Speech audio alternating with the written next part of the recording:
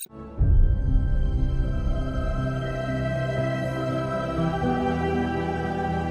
तो ना मथा तो जिन पहाड़ों लथा।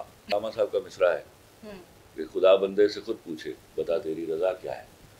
जमीन आसमान का फर्क है, हया और वफा। मुंह तो ना मथा तो जिन पहाड़ों लथा। अस्सलामुअलैकुम, आप देख रहे हैं व्यू 360 और मैं हूं आपकी होस्ट सना हयात। आज स्टूडियोज में हमारे साथ वो शख्सियत मौजूद थी जिनका नाम ही काफ़ी है और वो हैं खलीलुर रहमान कमर। आज हम उनसे बात करेंगे और जानेंगे उनके न्यू प्रोजेक्ट्स के बारे में। तो चलते हैं और उन्हीं से करते हैं बात। तो चलिए। अस्सलाम वालेकुम सर, कैसे हैं आप? मैं बिल्कुल ठीक, अल्लाह का शुक्र। आप कैसी? मैं बिल्कुल ठीक। सर बताएं, ज़िंदगी में क्या चल रहा है? जिंदगी में बस काम मेरे, मैं तो I am born to do something. Okay अच्छा सर, ये बताएं, मेरे पास तुम हो के बाद व्यूवर्स जो हैं आपके वो वेट कर रहे हैं आपके न्यू प्रोजेक्ट्स का। तो आपके कौन से जो न्यू प्रोजेक्ट्स हैं वो मंजर आम पर आ रहे हैं? मैं मंटो नहीं हूँ, इस महीने शूटिंग पे जा रहा है। जनवरी में जाएगा लोफर और मेरे ख्याल में जनवरी एंड तक वो भी चला जाएगा जेंटलमैन। ओके सर, तो ये डायरेक्ट कौन कर रहे हैं ये तीनों प्रोजेक्ट्स? मैं मंटो नहीं हूँ, वो नदीम बेग डायरेक्ट कर रहे हैं। लोफर मैं खुद डायरेक्ट कर रहा हूँ और जेंटलमैन मेरे ख्याल में अभी वो लड़ेगा मुझसे, मैं नाम भूल रहा हूँ उसका। जिसने वो, चलो अच्छा डायरेक्टर है वो। ठीक हो गया। अच्छा सर, ये बताएं, पाकिस्तान में इस साल तलाक की शरह बहुत ज़्यादा रही है, तो इसकी क्या वजूहत देखते हैं आप? अच्छा, ये रिसर्च से क्यों पता चला? ये तो साफ दीवार पर लिखा हुआ है। तो सर क्यों मैं बताता हूँ आपको। देखो, हमारे यहाँ जो फेमिनिस्टों ने जो गंद घोलना था उसके असरात अब आने लग गए। और जब आप इस किस्म के घटिया और बेहुदा नारे लेकर आएंगे कि आई एम डिवोर्स से आई एम हैप्पी, अपना खाना खुद गर्म करो, और मैं अब क्या बोलूँ, वो जो बाकी के घटिया नारे हैं वो तो काबिल नहीं है। फिर सर मर्दों ने भी तो कह दिया ना अपना जनाजा खुद उठाएं। मर्दों ने नहीं कहा, ये जवाब मिला है। ये तो हमारी अच्छी औरतें भी फिर आपको जवाब देंगी। ये मर्दों का जवाब नहीं है, हम तो जनाजा उठाते हैं, इनके भी उठाने हैं हमने, ऐसे ही। ये हमने कभी इनकार किया? अच्छा सर, ये बताएं, आप हकूक के लिए बोलने वाली औरत और मारवी सरमद जैसी औरतों में क्या फ़र्क देखते हैं? ज़मीन आसमान का फ़र्क है। मैं औरत के हकूक के लिए बात करने वाली औरत का को सल्यूट करता हूँ और मारवी सरमद जैसी औरत की जैसे स्लोगन उठा के ले जाने वाले को लानत भेजता हूँ। ये फ़र्क है। बिल्कुल। तो आप सर कसूरवार किसे समझते हैं? औरतों को समझते हैं? देखो, औरतों का क्या कसूर है? मेरे यहाँ की औरत बड़ी अच्छी है भाई। ये जो चंद फंडेड एलिमेंट आए हुए हैं वो मिशन पर है। बिल्कुल। आपको समझना चाहिए था कि ये जो खुद बेकार औरतें हैं जिनका मुंह तो ना मथा तो जिन पहाड़ों लथा, ये आपको रिप्रेजेंट नहीं करती। बिल्कुल। तो मत इनके पीछे चलिए, आप इनके पीछे चलेंगी आप बर्बाद हो जाएंगे।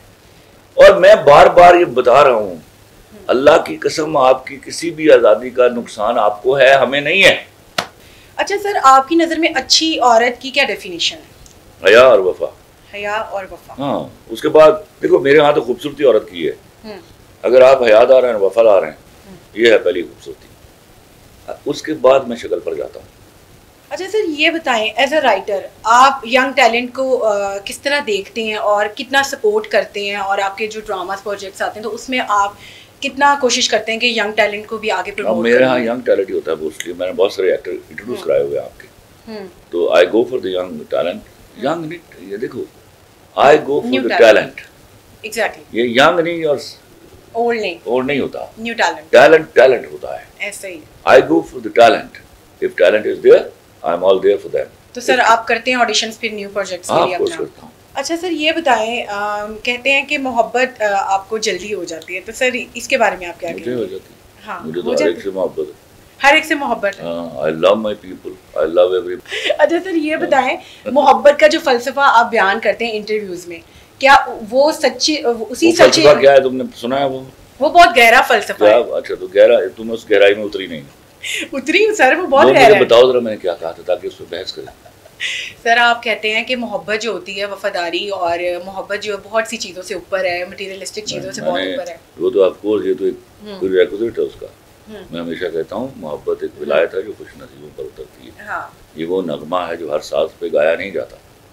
तो हम एवरीबडी क्लेम्स ही लव्स और शी लव्स। और अब वो जाने वाली भी बात जो मुझे याद नहीं आ रही, वो आप कहते हैं कि जो चला गया वो चला गया, तो रोकने का कोई सिलसिला नहीं है आपके यहाँ? रोकना क्यों है? जिसने जाना उसको कौन रोकता है? अच्छा सर बताएं, शोहरत क्या आपके लिए? सरासर अल्लाह की ब्लेसिंग। जिसने ये समझा कि वो डिजर्व करता था वो शोहरत, वो इसके फ्लो में बह के बर्बाद हुआ है। इज्जत, दौलत, शोहरत, इख्तियार, ये सब अल्लाह की मिल्कियत है। जब तक आप ये नहीं समझेंगे, आप शोहरत को समझेंगे खुदा न खास्ता ये आप डिजर्व करते थे इसको, ये उस परवरदिगार किस वक्त आप पर मेहरबान हो जाए कब अता कर दे आपको। कब अता कर दे। अच्छा तो सर मतलब आपने कभी वैसे पर्सनली नहीं चाहा कि मुझे बहुत फेम मिले या सब कुछ ही अल्लाह की तरफ से? देखो मैंने हमेशा मैं इस बात को डिफाइन किया करता हूँ कि मैं ख्वाब भी वो देखता था जिन तक मैं पहुँच सकता था मेहनत करके, कि मैं ख्वाब के बराबर हो जाऊँ। मैं गाँव के कुत्ते की तरह जो गाड़ी के पीछे भागते हैं उस तरह ख्वाब के पीछे ना भागूं। इसी तरह मैं जब शोहरत की तलब हर आदमी को होती, ख्वाहिश हर आदमी को होती, लेकिन मेरी आरज़ू ये थी कि मैं इतनी मेहनत करूं कि अल्लाह की जब ब्लेसिंग हो तो अल्लाह समझो कि वो क्या अलामा साहब का मिसरा है कि खुदा बंदे से खुद पूछे बता तेरी रज़ा क्या है। तो कम अज़ कम मैं कुछ तो करूं। अल्लाह की ब्लेसिंग तो आपकी औकात से और आपकी मेहनत से कहीं ज़्यादा होती है, तो मैं कुछ ना कुछ डिज़र्व कर रहा हूँ। मुझे लगे कि हाँ यार परवरदिगार इस बात पे मेहरबान हो गया है और उसने मुझे ये अता कर दिया है। सर ये बताएं, आपने ज़िंदगी से जो चाहा था वो आपको मिला, और वो उस वक्त मिला जब आपने चाहा था? देखिए पहली बात तो ये है मैंने ज़िंदगी से क्या चाहा था ये अभी तक मैं तय नहीं कर पाया। लेकिन जो मुझे मिला मैं इस कदर अल्हम्दुलिल्लाह उसका शुक्रगुजार कि शायद ये मेरी औकात नहीं थी जितना मुझे नवाजा गया है।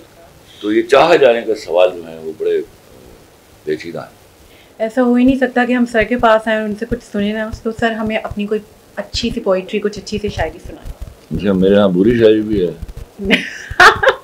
नहीं सर, सारी अच्छी शायरी है जो आप सुनाना चाहें, लेकिन एक मेरी फेवरेट है, वो मैंने आपको बता दी है ऑफ द कैमरा, अब आप वो सुना भी दें। मतलब ये कि भूला नहीं हूँ, ये भी नहीं कि याद आते हो।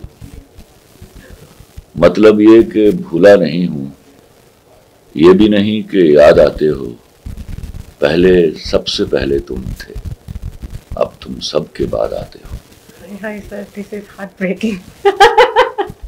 अच्छा सर, कोई मुझे शेर कोई अच्छा सा डेडिकेट करें, कोई आपका शेर हो जो बहुत आपको अच्छा लगता। हम हैं लहू की बूंद पर लिखे हुए सिनाम, हम हैं लहू की बूंद पर लिखे हुए सिनाम। हमको रगे हयात से रिहाई भी चाहिए, कुर्बो विसाल यार से तकमील इश्क तक। कुर्बो विसाल यार से तकमील इश्क तक, रस्मन हमें ज़रा सी जुदाई भी चाहिए। ओह माय गॉड, बहुत अच्छे, बहुत खूब, बहुत खूब। Thank you so much sir. So we are going to start rapid fire with Khalilur Rahman Qamar. Sir बताएं, पैसा या खुशी?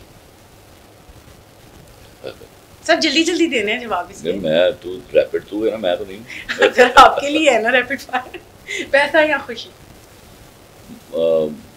At to certain level both are complementing each other. पर एक अगर कुछ छोड़ दो। Of course खुशी। अगर वो बगैर पैसे से मिलती है, I'll go for that. Okay. बीवी या महबूबा? बीवी को महबूबा होना चाहिए। बिल्कुल। Okay. राइटिंग या पोइट्री? Both.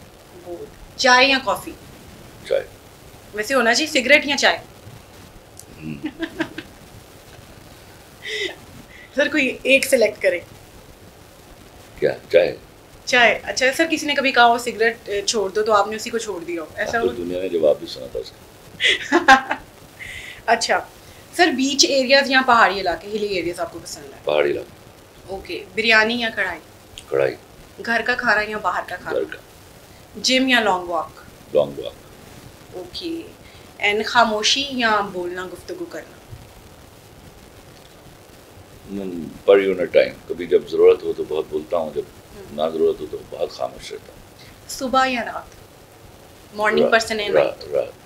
ओके जी, नाइट बर्ड। ओके जी। तो जी हमारे साथ मौजूद थे स्टूडियोज़ में खलीलुर रहमान कमर। उनसे बात करके मुझे तो बहुत अच्छा लगा। आपने भी ज़रूर शो देखना और अपनी राय का इजहार करना है, और अपनी हुस्न हयात को इजाज़त दीजिए। अल्लाह हाफ़िज़। अल्लाह हाफ़िज़।